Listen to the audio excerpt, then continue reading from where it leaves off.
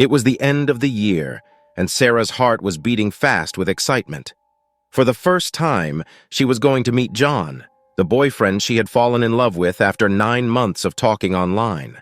Those months had been like a dream, full of sweet messages, happy calls, and promises of a future together. Serah loved John deeply, and he loved her just as much, or so she thought.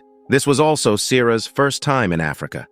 She sat nervously at the airport, holding her suitcase tightly and looking around. Suddenly, she saw a tall man walking toward her with a bunch of flowers in his hands. John. Her heart skipped a beat. She jumped up, ran into his arms, and hugged him. They kissed like they had waited forever for this moment. The couple got into a taxi and started the trip to John's village. As the busy city streets turned into quiet roads and tall trees appeared, Serah felt excited. But when the taxi stopped at a quiet junction, she felt a bit confused. "This is as far as cars can go," John explained with a smile. "My village doesn't have roads for cars yet. We'll take a motorcycle from here." They climbed onto a motorcycle and rode on a bumpy path until it stopped near a wide river. Serah looked around, puzzled. "Why are we stopping here?" she asked. John pointed across the river. "My village is just on the other side. The bike can't cross the water, but don't worry, I'll carry you across. It's not far." Serah hesitated but nodded. She thought the trip was fun and adventurous. But deep inside, she felt a tiny bit uneasy. The river was busy with people. Some were swimming, others washing clothes, and a few were sitting and chatting. Everyone turned to look at Serah and John as they got closer to the river dot. John called a young boy nearby to help carry Serah's luggage. Then he bent slightly, asking her to climb onto his back. She held him tightly as he stepped into the cold water dot. As they crossed, Serah heard 2 girls washing clothes nearby. They were whispering, but their words sent a chill down her spine. "I think she's the sacrifice for this year," one of them said with a nervous giggle. Serah's eyes widened, and she turned to look at them. "What are they talking about?" she asked softly. John paused for a moment, but then smiled. "Don't mind them. They are not talking to you," he said in a calm voice. When they reached John's house, Serah felt a little more at ease. His father and 2 younger siblings stood at the door, waving and smiling. They welcomed her warmly, shaking her hand and helping with her bags. The house was small but cozy, with clay walls and a thatched roof. Serah sat in the living room taking in the new surroundings as neighbors began to arrive, one after the other, to meet her. Everyone seemed excited to see her. They smiled at her, some asking questions about where she came from, while others just stared at her like she was someone very special. Then, a small boy ran into the room. It was Bryan, John's 10-year-old nephew. His face lit up when he saw Serah. "Serah!" he shouted, running toward her and throwing his arms around her. Serah laughed and hugged him tightly. Bryan had spoken to her a few times on the phone when she talked to John, so he already felt close to her. She reached into her bag and pulled out a pack of chocolates and an iPad she had brought as gifts. Bryan's eyes grew wide. "For me?" he asked, his voice full of surprise. "Yes, for you," Serah said with a big smile. Bryan jumped up and down, clapping his hands. Thank you," he said, hugging her again. The room filled with laughter as Bryan showed the gifts to everyone. Serah felt a little happier now. The family was kind, and she could see how much Bryan adored her. That night, after she had freshened up, Serah lay down on the bed in John's room to rest. The room was simple, with a wooden bed. She picked up her phone, wanting to call her sister and tell her about her day. But when she looked at the screen, there was no signal. "John," she called out, "I can't get any internet here." John came into the room and sat on the edge of the bed. "The network here is bad," he explained. "I'll go to town tomorrow and get you a service that works in this area." Suddenly, Bryan came rushing into the room, looking worried. "Uncle John, there are some men outside looking for you," Bryan said softly. John's expression changed. He stood up quickly and told Serah, "I'll be right back. Just rest." Serah nodded. She watched as he walked out, leaving the door slightly open. In the living room, 3 elderly men stood waiting. They were dressed in long, worn clothes, their faces serious and unreadable. John greeted them quietly and immediately motioned for them to step outside.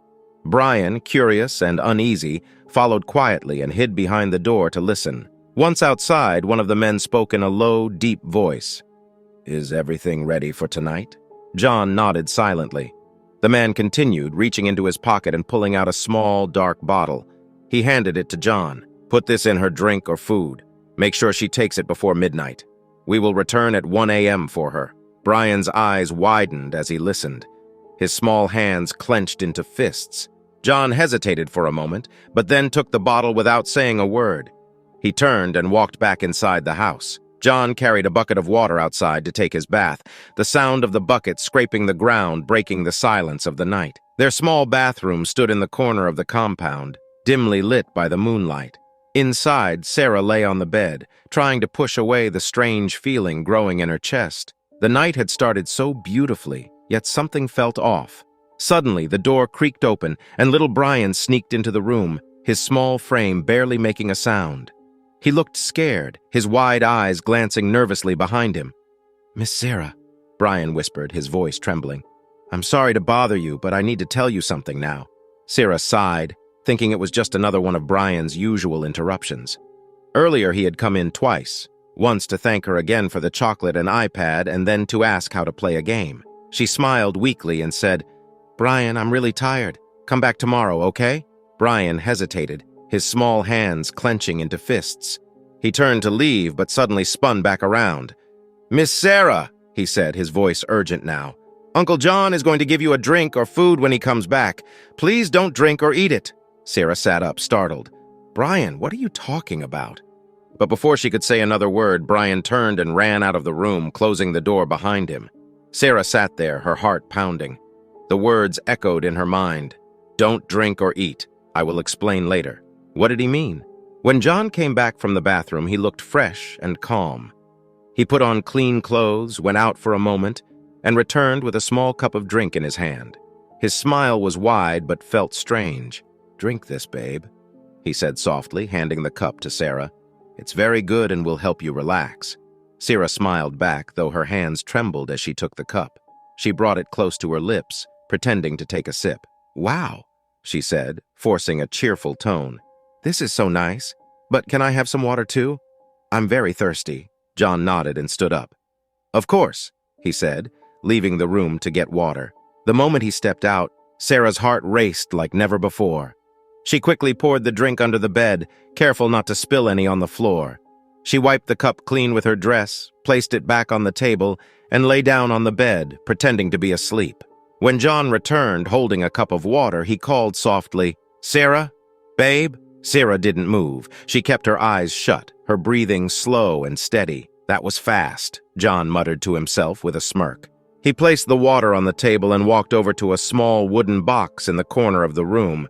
He opened it carefully and took out a tiny clay pot, decorated with strange markings. Standing near the bed, he held the pot up and said in a low, eerie voice, "O God of our land, your sacrifice is ready." Serah's body froze. She felt every word like a knife cutting through her. John bent over her, holding the clay pot above her head. He moved it in a slow circle once, twice, 3 times, all the way to 7. Serah's heart pounded so loudly she was sure John could hear it. After finishing, John placed the pot on the floor and whispered something Serah couldn't understand. Then he left the room, closing the door firmly behind him. A loud click followed as he locked it from the outside. Serah waited until his footsteps faded. She stood up and ran to the door, tugging at the handle, but it wouldn't budge. She felt trapped, panic rising in her chest. She glanced around the small room, her eyes landing on a tiny window. It wasn't large, but it might be her only way out. With all her strength, she climbed onto the table beneath it and squeezed her body through. She fell to the ground outside, her knees scraping against the dirt, but she didn't stop. She pushed herself up and began running into the dark, cold night. The village was eerily quiet. The tiny road stretched endlessly before her, surrounded by tall trees that seemed to whisper as the wind passed through. Serah didn't know where she was going, but she knew she couldn't stop. The farther she ran, the darker it became. Her breaths came in short, sharp gasps, her legs trembling with exhaustion. After what felt like forever, she spotted a faint light in the distance. As she got closer, she saw a small old hut. Outside sat an elderly woman, her wrinkled face barely lit by a dim lantern. She was taking snuff, her eyes sharp and observant. Serah stumbled toward her, tears streaming down her face. "Please, Ma," she cried. "Someone is after me. Please, let me stay here until morning. I don't know where to go." The old woman squinted at Serah, her expression unreadable. She seemed to think for a moment before finally nodding. "Come inside," she said in a raspy voice. The woman led Serah into the hut. It was small and simple, with only 2 rooms. A small fire crackled in one corner, its faint light casting shadows on the walls. "Sit down," the woman said, pointing to a mat on the floor. Serah dropped to the floor, crying softly, her body trembling. "What happened, girl?" the woman asked, sitting beside her. Serah tried to speak, but her words came out jumbled through her sobs. I don't know. My boyfriend wanna hurt me. I ran. I don't know what to do." The old woman's face softened. She placed a hand on Serah's shoulder. "You're safe here," she said. "No one will harm you. Rest now. We'll figure it out in the morning." John and some elders gathered at the village shrine. The air smelled strange, like burning leaves, and everything was very quiet. The men wore white cloth tied around their waists, their faces looking serious. They worked together, setting up the stone altar. The stone looked old and cracked, with dark stains that never went away. When they finished, the chief priest lifted his hand.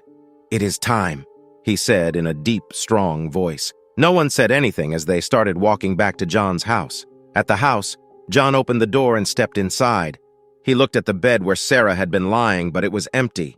He froze, staring for a moment. Then he shouted, "She's gone! She ran away!" The other men looked at each other in shock before grabbing their lanterns and sticks. "Spread out!" John shouted. "Find her! Don't let her escape!" The men split up and began searching the village. They shouted her name, their voices loud and angry. They looked behind trees, inside huts, and down every path. Meanwhile, Serah was hiding in a small hut far away. The old widow who lived there sat beside her, calm but serious. The woman looked at her young son and whispered, "Go to the shrine. Tell them the girl is here." The boy nodded and ran out of the hut, his bare feet slapping against the ground. Few minutes later, the door suddenly burst open. The men had found her. Their faces were hard and scary. "There she is!" one of them shouted. Serah screamed and tried to back away, but the men grabbed her. She kicked and cried, "Please, let me go! I didn't do anything wrong!" The men didn't listen. They dragged her out of the hut and back toward the shrine. The road was dark and Serah tripped several times, but they didn't stop. When they reached the shrine, smoke filled the air. Strange drums were beating softly in the distance. The chief priest stood waiting, his face painted with strange lines. The firelight flickered on him, making him look like a shadow monster. "Put her on the altar," he said. The men tied Serah to the cold stone. She screamed and begged, pulling at the ropes, but they wouldn't come loose. The priest walked closer, holding a clay bowl filled with powder. He blew the powder into Serah's face, and her body stopped moving. Her eyes slowly closed, and she became very still. The men stood around the altar as the priest started chanting. His voice was low and creepy, like the wind in a haunted forest. A small goat was brought forward. It cried loudly, but no one cared. The priest took a sharp knife and quickly ended the goat's life. Its blood spilled onto the altar, dripping near Serah's body. Thick smoke rose from the fire and swirled around the altar. The smoke moved like it was alive, twisting and crawling towards Serah. It entered her nose and mouth as her body twitched slightly, but she didn't wake up. The men cooked the goat's meat over the fire. They ate in silence, their faces calm like they were having a normal dinner. John sat with them, chewing slowly, his eyes on Serah the whole time. After they finished eating, the priest stood up and raised his hands. "The final part of the sacrifice will happen tomorrow at midnight," he said. "Go and rest. Come back when the moon is high." The men nodded and left the shrine one by one. Serah was left tied to the altar, her body still and quiet. Morning came, and John's house was full of noise. Neighbors and friends were coming in and out, smiling and shaking hands with him and his family. It looked like a celebration. John sat in the middle of the living room with his mother and some elders, drinking palm wine and laughing. "The last part of the ritual is tonight at midnight," John said quietly. "Once it's done, everything will be over. We'll leave for the shrine by 11 p.m., but I need to take some palm wine and cola nuts there this afternoon." Bryan sat in a corner, quiet and scared. He was holding a stick and pretending to play, but his mind was racing. He looked up and said, "Uncle John, can I come with you?" John frowned. "No, Bryan, this is not for kids. Go outside and play with your friends," he said firmly. Bryan nodded and walked out. That afternoon, John walked to the shrine carrying a small basket with palm wine and cola nuts. The shrine looked dark and creepy even in the daytime. The trees around it were thick, and the air smelled of smoke and something strange. When John entered, he saw the chief priest sitting on the floor near the altar, but then his eyes fell on Serah. She was awake, lying on the cold altar. Her face was pale, and her eyes were swollen from crying. "I brought the palm wine and cola nuts," John said quickly, trying not to look at her. But then he turned to the chief priest. "Why is she awake? I thought the spell would keep her asleep until tonight." The chief priest shrugged. "The spell wore off. It doesn't matter." John turned to leave, but Serah's voice stopped him. It was soft and full of pain. "Why, John, why are you doing this?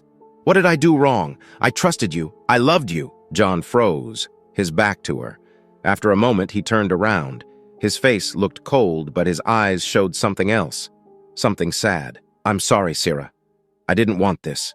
But if I don't do it, I will die. I have no choice." He walked out. The chief priest followed him, leaving Serah alone in the dark shrine. Serah lay on the hard stone altar, her hands tied tightly. She was shaking with fear, but she was too weak to move. She stared at the ceiling of the shrine, tears rolling down her face. Her voice was low, trembling, but she started to pray. "God, I know I haven't talked to you in a long time. I didn't pray when my mom asked me to, but please don't let me die. Please save me, God. If not for me, do it for my mom. She can't lose her only child. I promise I'll pray every day if you save me." She kept praying, her voice getting softer as her tears fell faster. She didn't know if anyone was listening, but it was the only hope she had.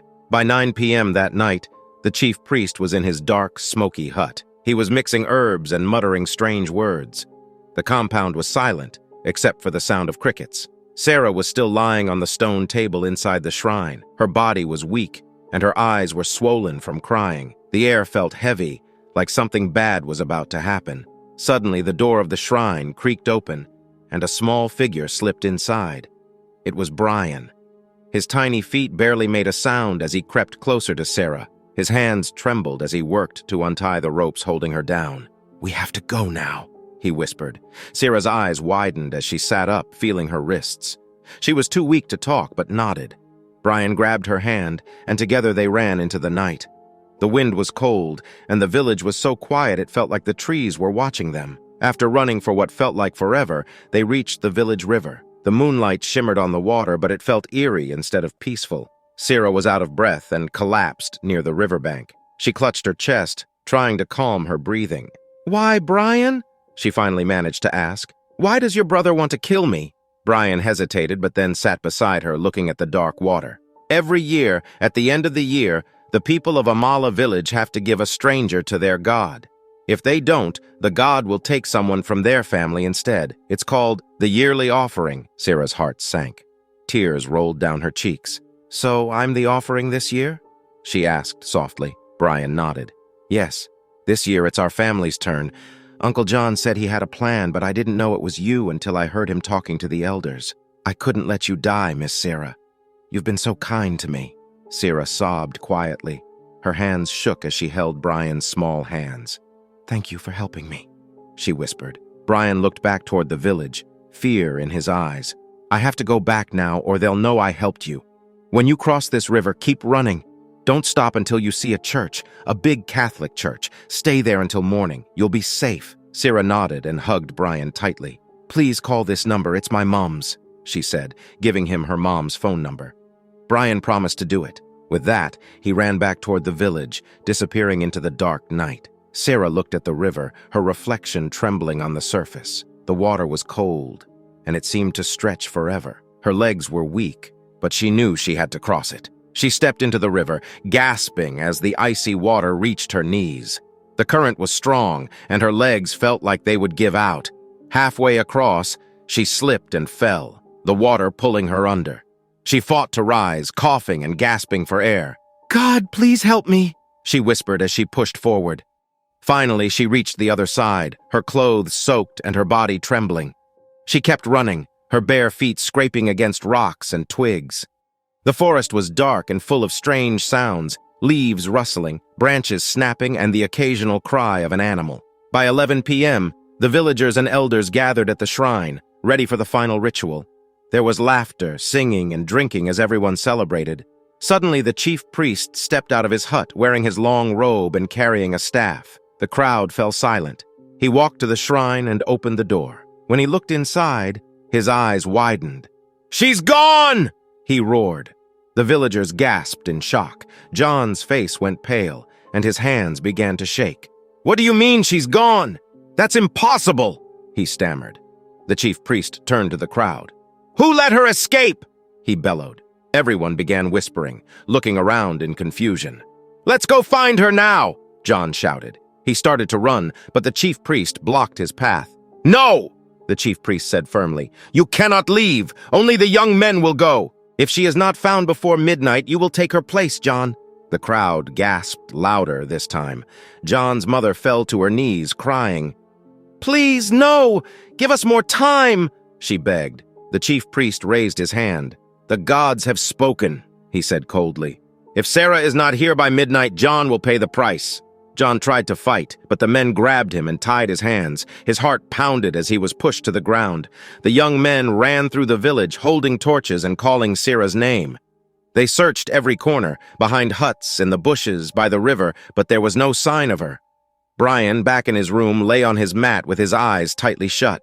His heart raced as he pretended to sleep, but he could hear the loud voices outside. He clutched his blanket.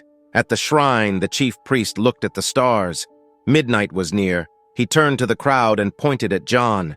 "It is time," he said. John's mother screamed, but the villagers held her back. John struggled as the men dragged him toward the shrine. "Please, don't do this! I'm your son! I'm your brother!" he shouted, tears streaming down his face. But the crowd remained silent. No one dared to challenge the gods. The chief priest tied John to the altar and began chanting. The villagers stood still, their faces pale with fear. The air grew colder and the wind howled through the trees. "No, please!" John cried. His voice echoed through the night, but no one moved to save him. The chief priest raised a sharp knife and muttered a final prayer. With one swift motion, the ritual was complete. 2 months later, Bryan sat on his bed, staring at the small piece of paper Serah had given him. Her mom's phone number was written on it. He had kept it hidden all this time, too afraid to use it. That day, he finally dialed the number. The phone rang, and after a few moments, a woman's voice answered. "Hello? Hello, ma'am. My name is Bryan. I'm calling for Serah," he said nervously. There was silence. Then the woman's voice softened. "Hold on, dear." Bryan's heart raced as he heard footsteps and then a familiar voice. "Bryan?" It was Serah. "Serah!" Bryan said, his voice trembling. Serah started crying. "You saved me. I thought I would never hear your voice again." They talked for a long time. Bryan told her how he had helped her escape, and she thanked him over and over again. A month later, Serah changed Bryan's life forever. She flew him and his mother to another country, giving them a new home and paying for Bryan's education. Bryan went from being a scared boy in a dangerous village to a bright student with a future full of hope. Serah brought light to his life, and he never forgot the night he chose to do the right thing.